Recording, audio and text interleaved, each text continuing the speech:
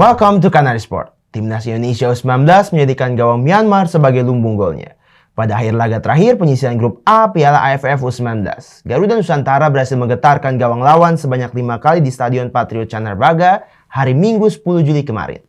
Tetapi kemenangan Indonesia lawan Myanmar ini gagal menembus semifinal dikarenakan kalau melihat skor perolehan dari grup A, Indonesia menempati skor paling banyak dibandingkan dengan tim-tim yang lain. Kenapa? Nah, di video Canary Sport hari ini, gue akan ngajak lo semua untuk berdiskusi mengenai kejanggalan yang terjadi pada AFF U19 tahun ini. Tapi sebelum mengeluarkan seluruh unek-unek dan opini yang gue punya, gue bakal memberikan beberapa fakta yang gue dapat untuk menambah informasi yang ada. So, langsung aja kita masuk ke beberapa fakta kejadian sebenarnya. Let's check this video today.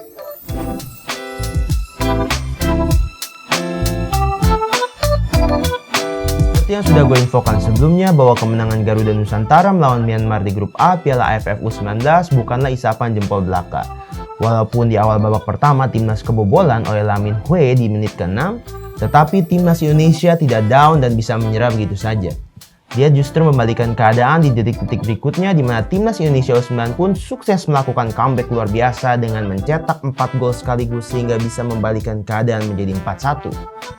Gol pertama dicetak oleh Muhammad Ferrari di menit ke-16, gol kedua dicetak oleh Akan Fikri di menit ke-24, dan gol ketiga dicetak oleh Muhammad Ferrari kembali di menit 31, dan kemudian 1 menit setelahnya Rabani berhasil mencetak gol kembali di 4 menit selang berikutnya.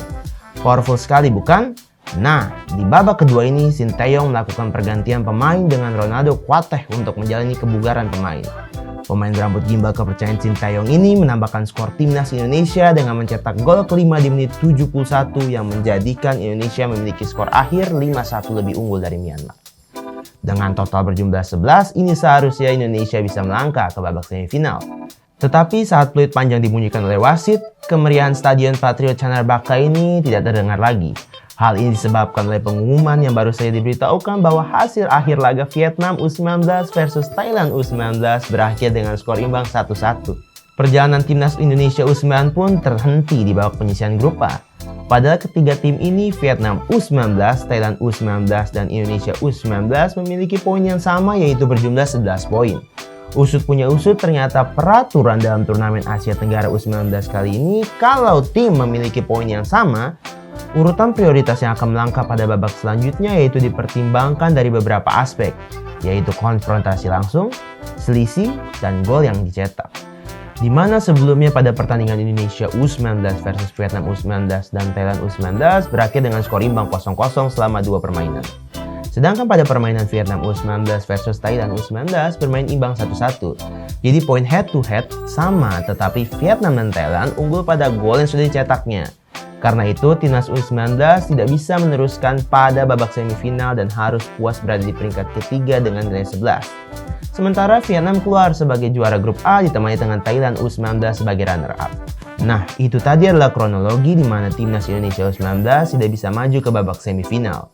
Oh ya, semalam juga gue menemukan beberapa cacian penggemar Indonesia di mana dalam sosial media khususnya di platform Instagram resmi AFF U19 Championship 2022, banyak yang merasa janggal dengan peraturan dan keputusan yang ada pada AFF Asia Tenggara U19 kali ini.